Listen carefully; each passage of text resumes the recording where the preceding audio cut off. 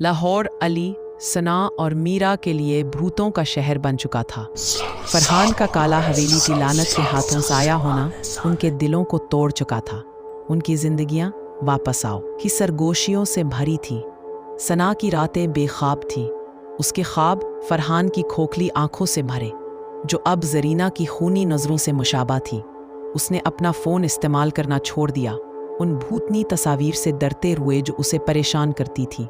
लेकिन जरीना की शैतानी मुस्कुराहट और फरहान की इल्तिजा करती निगाहें उसके जहन में नक्श थीं। मीरा, जो कभी नड्डर फोटोग्राफर थी, ने अपना कैमरा जला दिया। लेकिन इस रात के मनाजिर एक लानती रेल की तरह पलटते थे। अली जरीना की लॉकेट को थामे जुर्म और अज़्म के जुनून में मुब्तला हो गया। रातें लाइब्रेरियों और नायाब किताबों की दुकानों में जवाबात ढूंढते गुजारी। अली की तहकीक ने एक दिल दहला देने वाला राज खोला। जरीना की लानत सिर्फ बगला नहीं थी, ये एक नाकाम रस्म का नतीजा थी।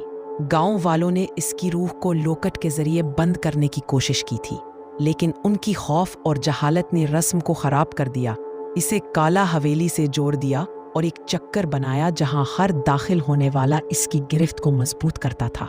लानत तोड़ने के लिए लोकट को इसकी मौत की जगह पर चांद गहन के दौरान दुआ माफी के साथ दफन करना था।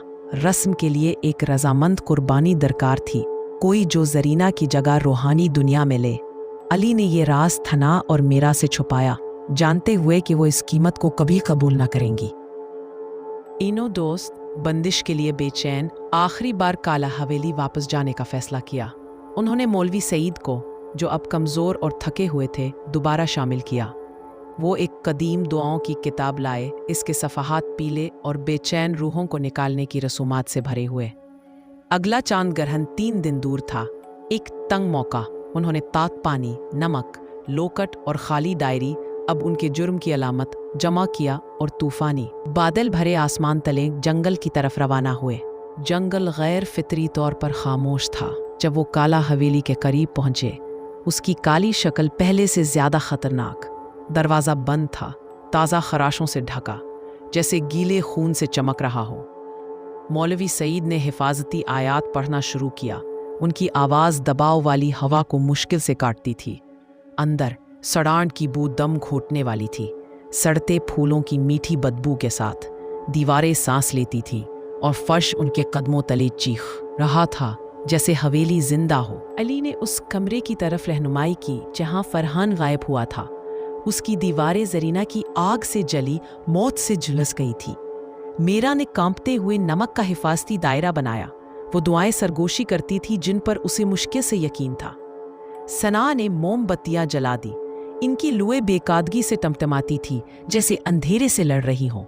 मौलवी सईद ने अपनी किताब खोली, जरीना की रूह को बुलाने की दुआ पढ़ना शुरू किया। गर्जा हरारत गिर गया और एक धीमी चीख गूंजी, जो दीवारों को हिलाती एक जोरदार चीख में बदल गई। जरीना जाहिर हुई, उसकी खूनी आंखें चमकती हुईं। फरहान की भूतनी शक्ल उसके पास, उसका चेहरा रंज का मास्क। तुम मुझे खत्म नहीं कर सकते, जरीना ससकी। उसकी आवाज शीशे के टुकड़ों की तरह थी। अली ने लॉकेट थाम कर आगे बढ़ा। हम तुम्हारा दर्द जानते हैं जरीना, तुम्हें आज़ाद करने आए हैं। सना और मीरा कुर्बानी की ज़रूरत से बेखबर मौलवी सईद की दुआओं में शामिल हुईं। उनकी आवाज़ें कांपती लेकिन पुख्ता थीं। हवेली ने मज़ाहमत की, उसकी दीवारें फटती हुईं, परछाइयाँ नागों की तरह लपकती हुईं।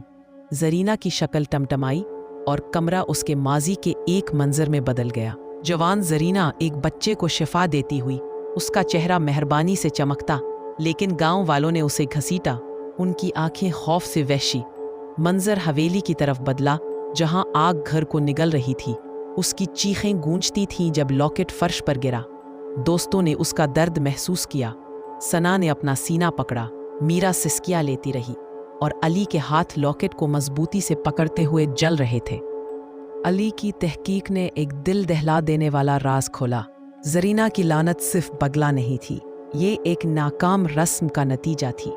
गांव वालों ने इसकी रूह को लोकट के जरिए बंद करने की कोशिश की थी, लेकिन उनकी खौफ और जहालत ने रस्म को खराब कर दिया। इसे काला हवेली से जोड़ दिया और एक चक्कर बनाया जहां हर दाखिल होने वाला इसकी गिरफ्त को मजबूत करता था। लानत तोड़ने के लिए लोकट को इसकी मौत की जगह पर चांद ग्रहण के दौरान दुआ माफी के साथ दफन करना था। रस्म के लिए एक रजामंद कुर्बानी दरकार थी, कोई जो जरीना की जगह रूहानी दुनिया में ले। अली ने ये राज थना और मीरा से छुपाया, जानते हुए कि वो इस कीमत को कभी कबूल न करेंगी। अली ने लोकट दफन किया। चांद ग्रहण की सुर्खी माइल रोशनी के नीचे दुआ पढ़ना शुरू किया, जो टूटी खिड़कियों से नजर आ रही थी। जरीना की चीखें सिसकियों में बदल गईं। उसकी शक्ल नरम हुई। फरहान की बूतनी शक्ल बेचैन हुई। उसकी खोखली आंखें अली पर जमी हुईं। एक को रहना होगा, जरीना ने सरगोशी की। उसकी आवाज़ अब गम से भरी थी। अली ने अपना फैसला किया। मुझे ले लो, उसने कहा। उसकी आवाज़ गैर मुतज़लज़ल थी। सना और मीरा ने एहतजाज किया। उनके चेहरों पर आंसू बह रहे थे, लेकिन मौलवी सईद ने इन्हें रोक लिया। उसकी आंखों में आंसू थे। ये उसकी मर्जी है, उसने कहा। अली की दुआ उरूज पर पहुंची। लोकट की रोशनी ने कमरे को निगल लिया। जरीना की शक्ल तहलील होने लगी। उसके खूनी आंसू खुश्क हो गए। उसका चेहरा आखिरकार सुकून में। फरहान की भूतनी शक्ल टिमटमाई। उसकी नजरें शुक्रगुजारी से नरम हुई, फिर वो गायब हो गया। परछाइयां पीछे हटी और हवेली खामोश हो गई।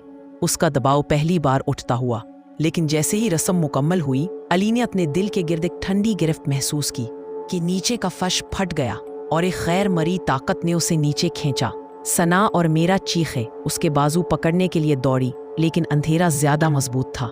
इसे खत्म करो, अली ने सरगोशी की। इससे पहले कि वो खला में गायब हो जाए, फर्श उसके ऊपर बंद हो गया। सना और मीरा बाहर गिर पड़ी। उनकी सिसकियां जंगल में गूंजती रही। मौलवी सईद गम से भारी चेहरे के साथ उन्हें गाड़ी की तरफ ले गए। चांद ग्रहण खत्म हुआ और आसमान साफ हो गया। काला हवेली खामोश खड़ी थी, उसका दरवाजा हमेशा के लिए बंद। 1 साल बाद सना और मीरा ने अपनी जिंदगियां दोबारा बनाने की कोशिश की। सना एक काउंसलर बनी, दूसरों की सदमात की मदद करती, अगरचे इसने कभी काला हवेली का जिक्र ना किया। मीरा ने मुसव्वरी शुरू की। इसके कैनवसेस सियाह तजरीदी अशकाल से भरे, जो उनके मसाइब की तरफ इशारा करते थे। डायरी सना की अलमारी में दफन खाली रही, एक ऐसी यादगार जिसे वो तबाह ना कर सके। लाहौर में अफवाहें फैली कि हवेली के करीब रोशनियां टिमटिमाती हैं, जंगल से नई आवाज़ें पुकारती हैं। एक सहाफ़ी इस अफसाने से मुतवज्जा हवेली पर गया, सिर्फ बंद दरवाज़ा पाया, लेकिन इसके कैमरे ने एक खौफनाक तस्वीर पकड़ी। अली साए में खड़ा, इसकी आंखें खोखली, सरगोशी करता हुआ, तुम वापस आओगे। काला हवेली एक अफसाना बन गई, सनसनी के मुतलाशियों के लिए एक इंतबाह। लानत टूट चुकी थी, लेकिन इसकी गूंज बाकी थी। सच्चाई और निजात के लिए अदा की गई कीमत की याद दहानी। सना और मीरा कभी वापस ना गई, लेकिन वो अपने दोस्तों के नुकसान का बोझ हमेशा उठाती रही। एक याद दहानी कि कुछ जगहों को छूना नहीं चाहिए।